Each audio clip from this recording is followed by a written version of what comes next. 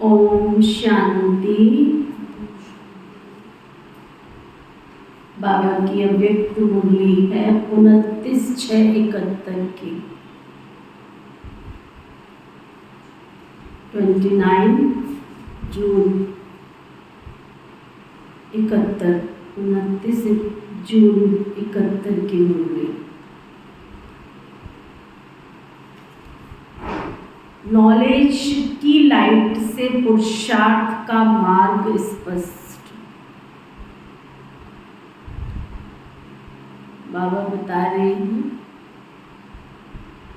कि संगम युग पर इस धरा पर शिव बाबा आते हैं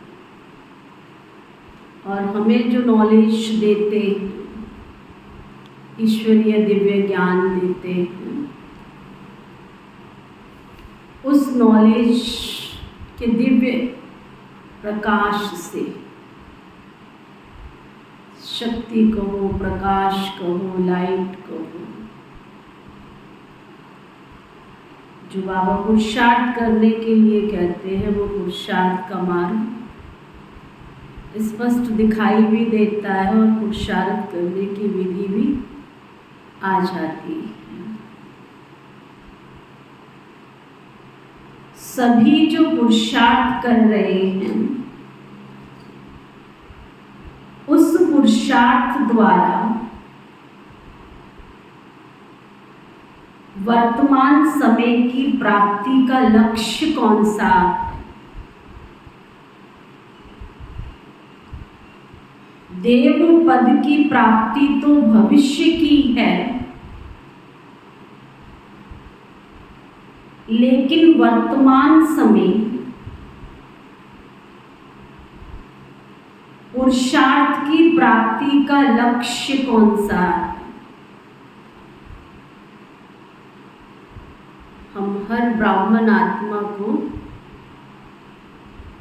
अपना लक्ष्य निर्धारित करना पड़े कि हमने करना क्या है, बनना क्या है, पहुंचना कहाँ पे, मंजिल कौन सी है हमारी। चल तो रहे हैं परंतु जाना कहाँ है।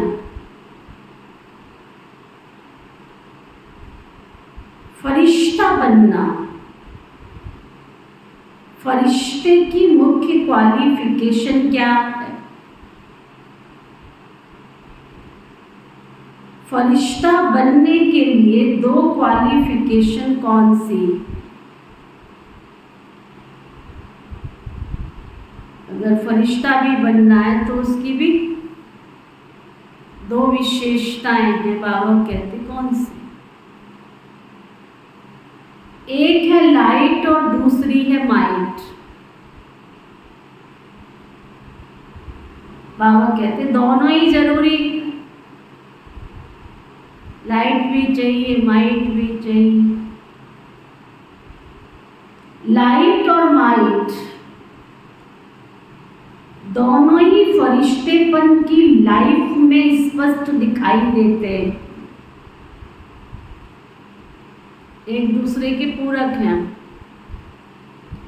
फरिश्ता है तो हमारा जीवन लाइट भी होगा और शक्तिशाली भी होगा। हम लाइट हैं, शक्तिशाली हैं, हल्के फुल्के हैं,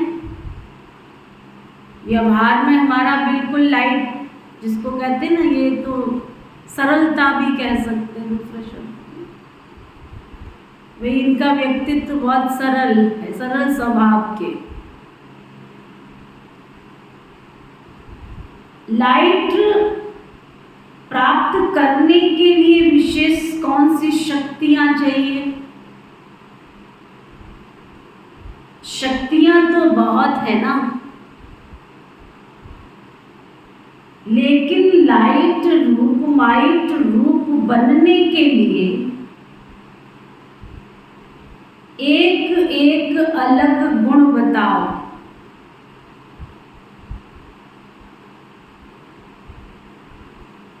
एक है मनन शक्ति और दूसरी है सहन शक्ति। अगर अपने जीवन में, व्यवहारिकता में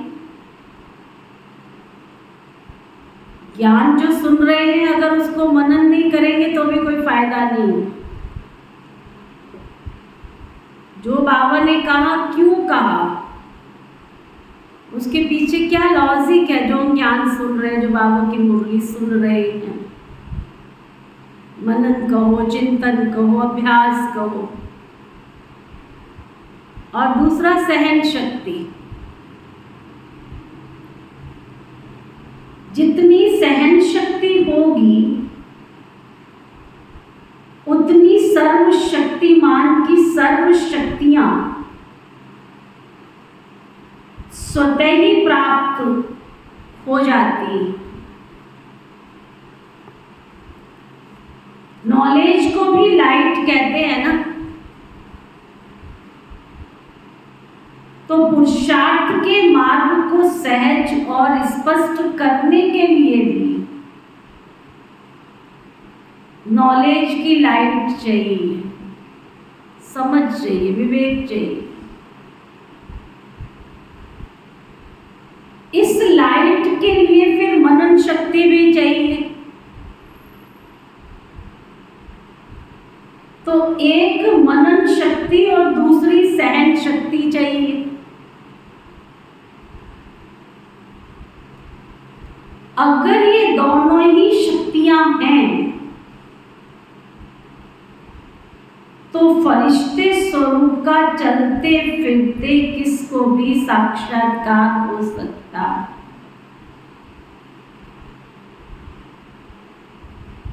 सहन शक्ति से सर्व गुणों की प्राप्ति हो ही जाती है।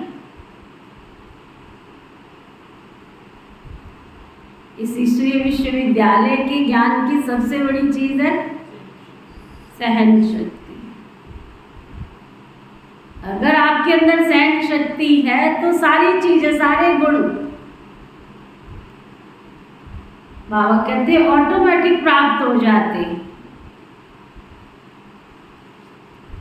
जो सहन शक्ति वाला होगा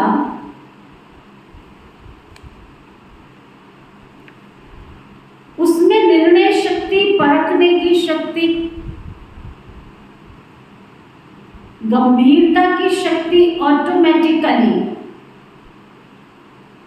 एक के साथ अनेक आ जाते। सहन शक्ति भी आवश्यक है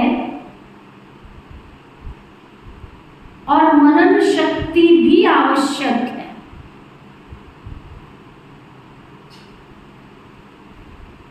कई बार क्या होता है,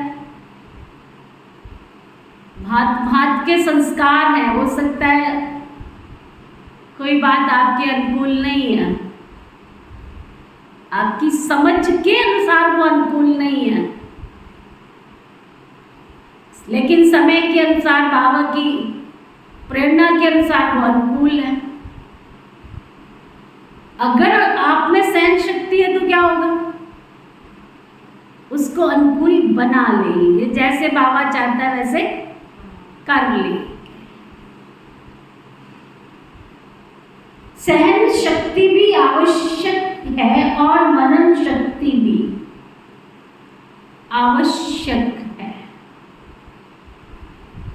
मनसा के लिए है मनन शक्ति और वाचा तथा कर्मणा के लिए है सहन शक्ति। सहन शक्ति है तो फिर जो भी शब्द बोलेंगे वो साधारण नहीं बोलेंगे, दूसरा कर्म जो भी करेंगे वो भी उसके प्रमाण ही करेंगे।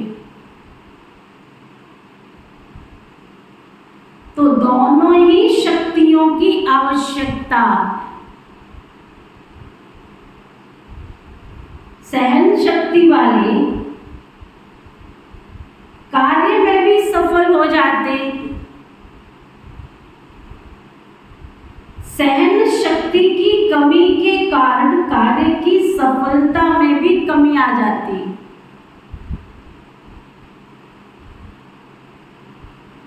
सहन शक्ति वाले को ही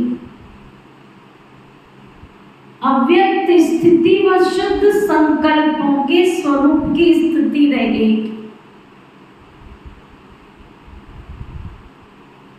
सहनशील की सूरत में चमक दिखाई रहेगी। सहन शक्ति वाला व्यक्ति होगा, धीरज है, निर्णय शक्ति है, गंभीरता है, तो नॉट नेचुरल सी बात है उसके चेहरे पर शालीनता, दिव्यता जैसी रूहानी चमक भी दिखाई देगी। कैसे भी संस्कार वाले होंगे तो भी उनको अपनी सहन शक्ति से टेम्परेरी टाइम के लिए दबा लेगी। तो दोनों शक्तियां चाहिए। अपने पुरुषार्थ में मन के संकल्प चलाने में भी सहन शक्ति चाहिए, जिसको कंट्रोलिंग पावर भी कहते हैं। सहन शक्ति है तो व्यर्थ संकल्पों को भी कंट्रोल कर सकते। तो इन दोनों शक्तियों के लिए अटेंशन रखना पड़े, है ना? क्या कह रहे हैं बाबा? आपके जो व्यर्थ संकल्प चल रहे हैं, हमारे जो व्यर्थ संकल्प चल रहे हैं, उन व्यर्थ संकल्पों को भी स्थिरता प्रदान करेगी कौन? सहन शक्ति। व्यर्थ संकल्प नहीं है तभी तो व्यर्थ संकल्प, सहन शक्ति नहीं है तभी तो व्यर्थ और नेगेटिव चलना प्रारंभ हो जाता है। अगर सहन शक्ति है तो व्यर्थ stop, negative stop. Number 1 businessman बनने के लिए सहज तरीका क्या है? अपने को बिजी रखने से ही नंबर 1 बिजनेसमैन बन जाएंगे। जिसको अपने को बिजी रखना नहीं आता है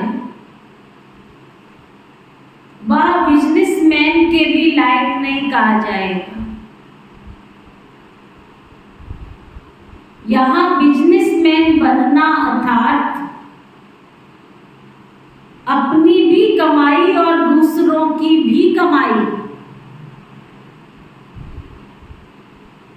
इसके लिए अपने आप को 1 सेकंड भी फ्री नहीं रखना है।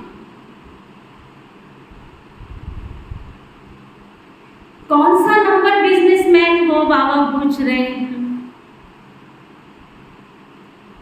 जितना यहां गैलअप करेंगे उतना समझो अपना भविष्य के तख्त को भी गैलअप करें।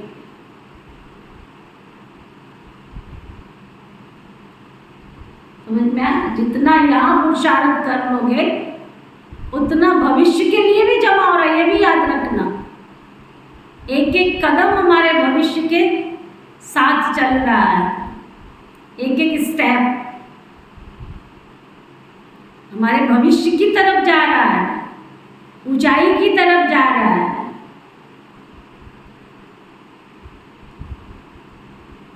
जितना यहाँ गैलअप करेंगे उतना समझो अपना भविष्य के तख्त को भी गैलअप करेंगे। चांस अच्छा है, जो भी करने चाहे वो कर सकते हो। संगम युग में फ्रीडम है सभी को। जो जितना चांस लेता है उतना समझो अपने तख्त का निशान पक्का करता है।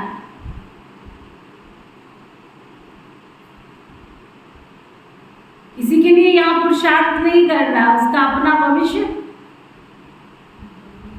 निश्चित होता जा रहा है।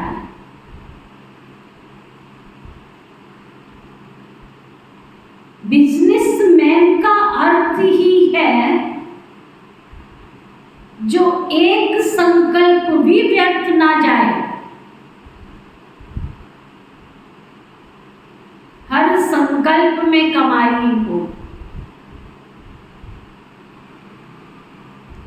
जैसे वह बिजनेसमैन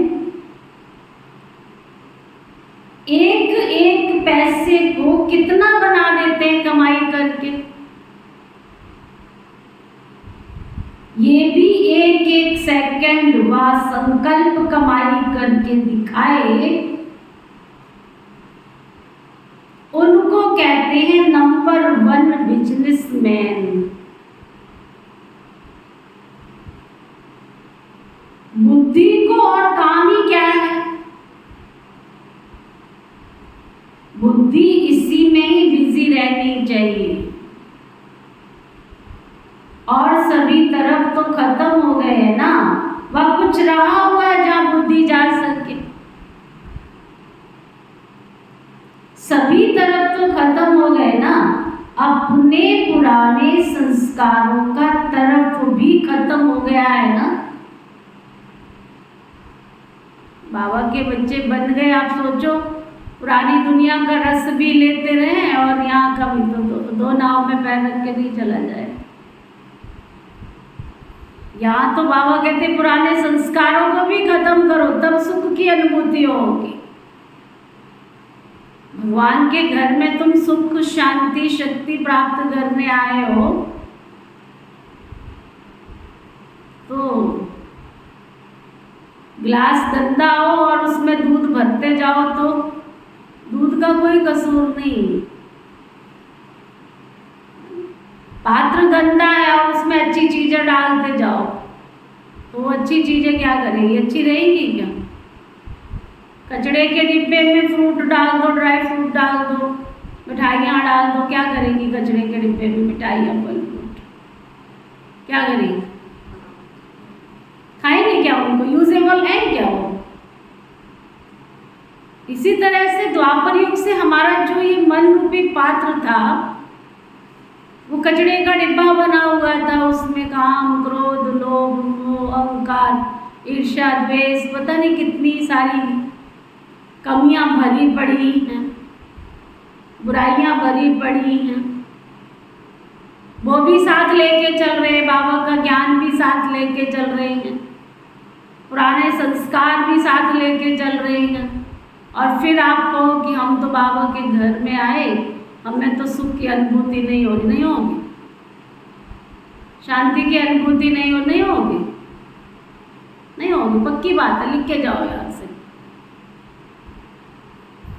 दो जग में दोनों गए, माया मिली न राम।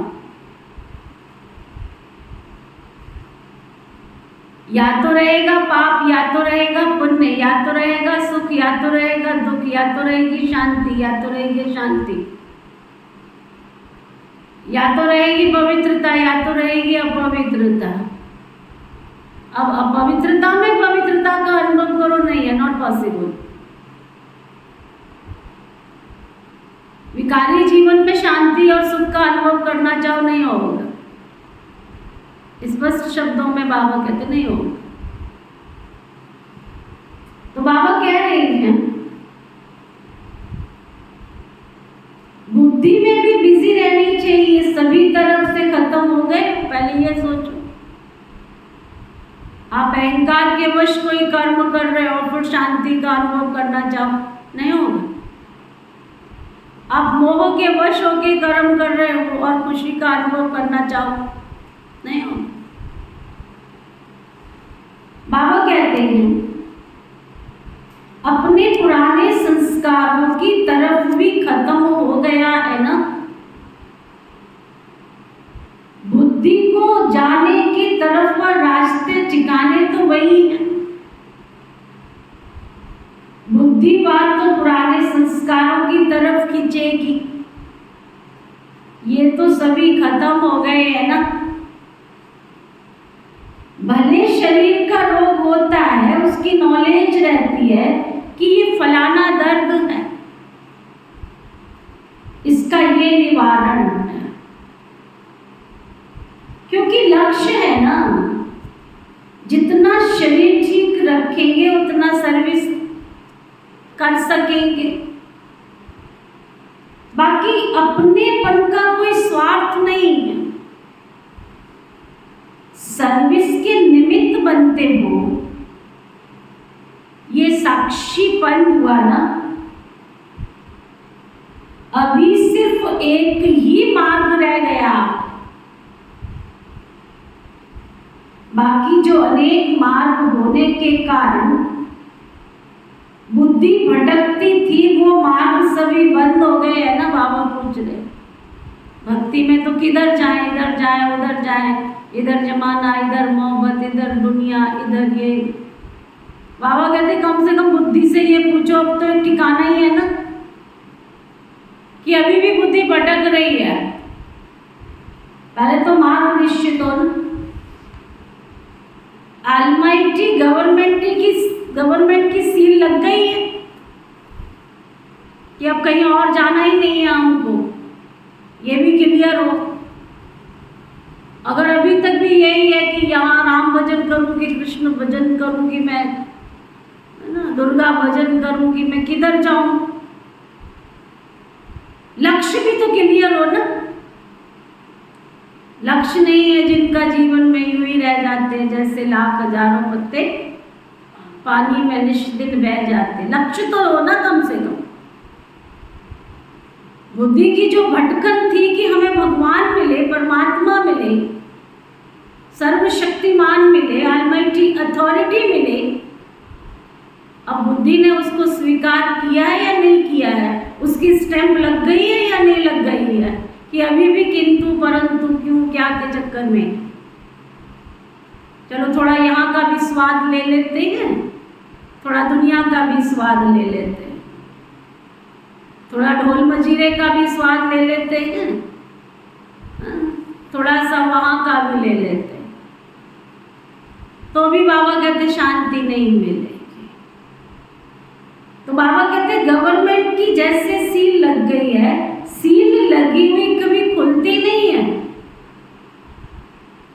एक बार निश्चय हुआ ना, बरोबर यही वो परम शक्ति दिव्य परम पिता परमात्मा है जो मेरे पिता है, एक बार पहचान लिया ना,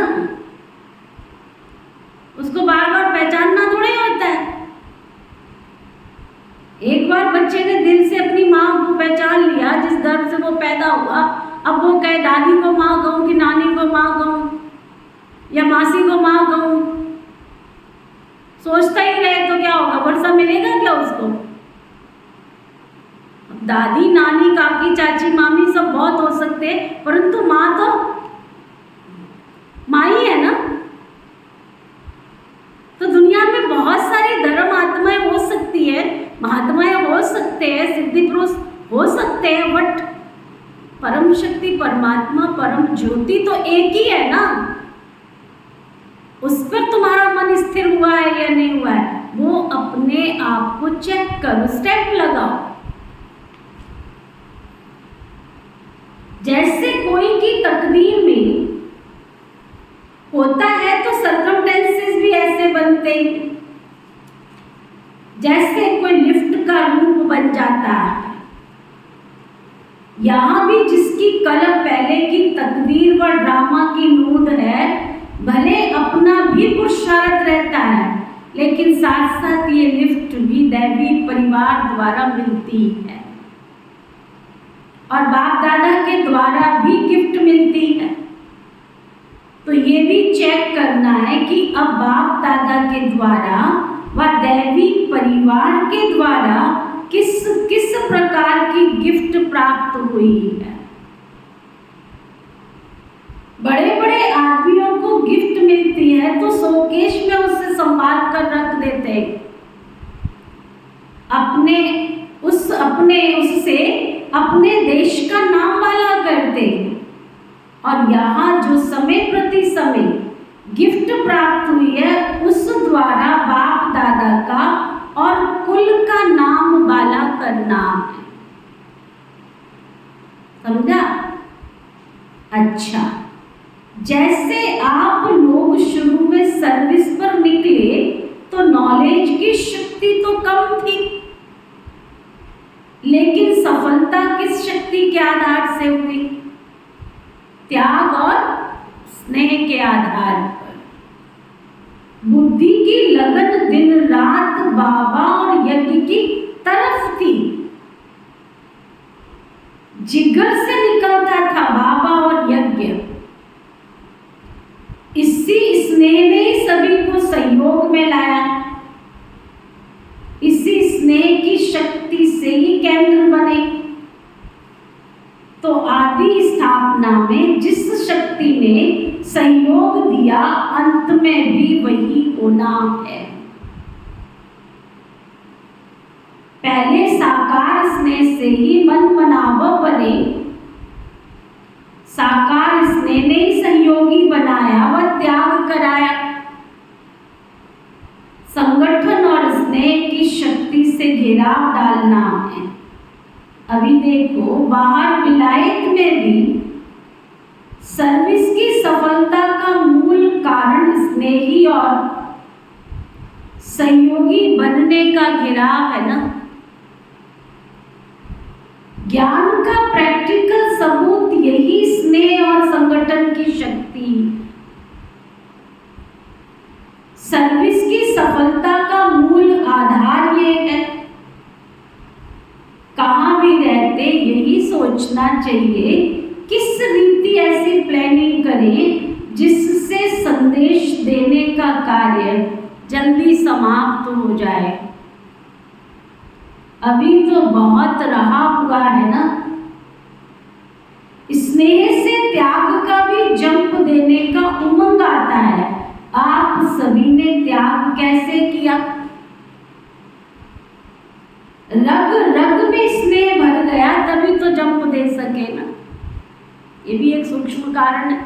बाबा से, बाबा के घर से, दीदियों से, सबसे हमारा प्यार कितना है, स्नेह कितना है। स्नेह होगा तो त्याग भी कर सकेंगे, स्नेह नहीं होगा तो त्याग भी नहीं कर सकेंगे। फॉरेन वालों को भी लिखकर भेजना कि अब जैसे ईश्वरीय कुमारी और खुशी में रहते आगे बढ़ते जाते हो, वैसे ही सदा खुमारी और खुशी में रहते सर्विस में सफल होते रहेंगे। विजय का तिलक तो लगा हुआ है ना। अपना विजय का तिलक सदैव देखते रहना। ये नहीं पता नहीं सफलता मिलेगी नहीं मिलेगी, मिली है, वही पड़ी है, कल पहले भी मिली थी। बाकी अभी तक जो किया उसके लिए बाप दादा भी देखकर हर्षित होते हैं, लेकिन आगे तो बढ़ना ही है ना। कोई वारिस बनाओ तभी तो शाबाशी देंगे ना। बस बाबा की मुरली सुन रहे हैं, कोई बाबा जैसा बच्चा चाहता वैसे तैयार भी करो ना। अभी तक जो किया उसमें हर्षित होना है। वाह वाह वाह, करने का कार्य अभी करना है। अभी हर्षित इसलिए होते क्योंकि खुमारी और खुशी अच्छी रीति कायम है। अभी तक रिजल्ट बहुत अच्छी है। उनका कमांडर बहुत हिम्मतवान है। कोई भी कार्य में एक भी अपनी हिम्मत से पान का बीड़ा उठाता है तो दूसरे उसके साथी बन जाते हैं। पहले उठाने वाला तो चाहिए ना। चले थे अकेले कारवां, बनता चला गया और अकेले पहली में इकाई। इतना बड़ा भवन बनाते हैं तो भवन की पहली ईंट अगर दूसरी ईंट से मिलना स्वीकार ही नहीं करे तो भवन तैयार होगा क्या? तो पहले मुझे परिवर्तन करना है, पहले मुझे सहन करना है, पहले मुझे एक परमात्मा तू ही है कि स्टेप मुझे लगानी है। तो बाबा कहते दूसरे तो फिर साथी बन ही जाते हैं।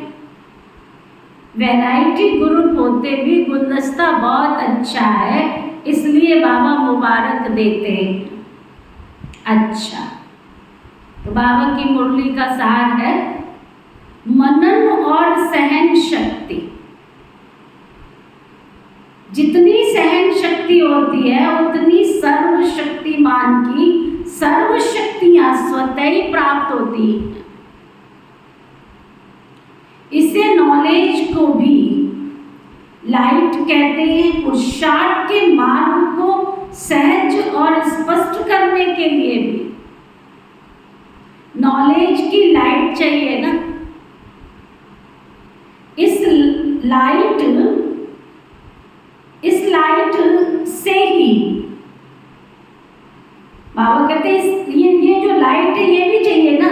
वह है मनन शक्ति और दूसरी है सहन शक्ति।